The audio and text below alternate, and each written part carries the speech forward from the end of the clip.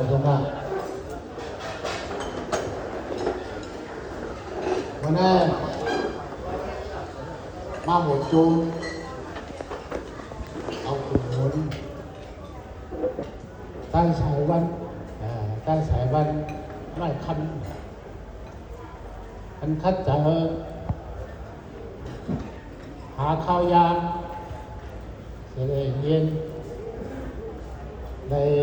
ในป้อยเออันนั้นพี่ลองเอากลุ่มหมุนคัดเจอตั้งคัดเจอที่เต้การเทียนของเราเนี่ยมันหลั่งรองผู้ต่างคูณเท่าแร่คุณแบบซึ่งคือเขาการเทียนของเราเนี่ยมีอายุเล็กใหญ่มันอยู่ที่เขาคัดเจอใครไล่ใครเอาใครเทียนเรียบเทียนของเราเนี่ยเป็นแต่เทียนผู้การเทียนของเราเนี่ยเป็นแต่คนด่าชวนเอาแต่เดินบอกเอาแต่เดินบอกเทียบฐานการย้ำวันมาเนี่ยมันเป็นการไปปัญญา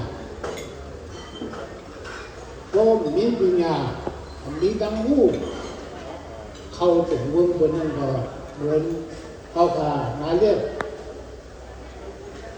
แล้วก็เขาขาดดีบอกว่าคุณไหนก็คุณจังเตี้ยคุณจังถามว่าเทียนอีสัง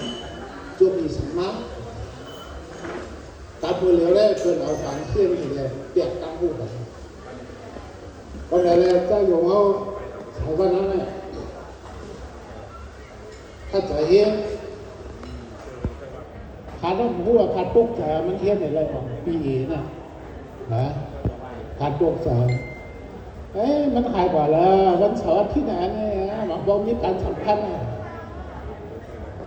หรือว่าการถ่ายเฮียนที่ฮับพวกอะไรปุ๊กใจ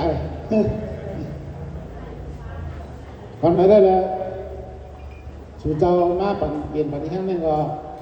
เอาขุนจอมขุนโก้อะไร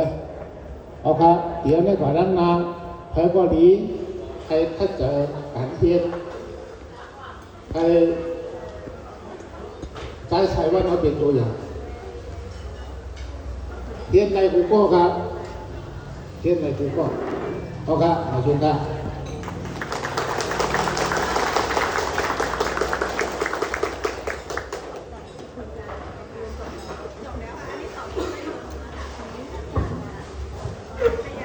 好吧，你做梦还在听？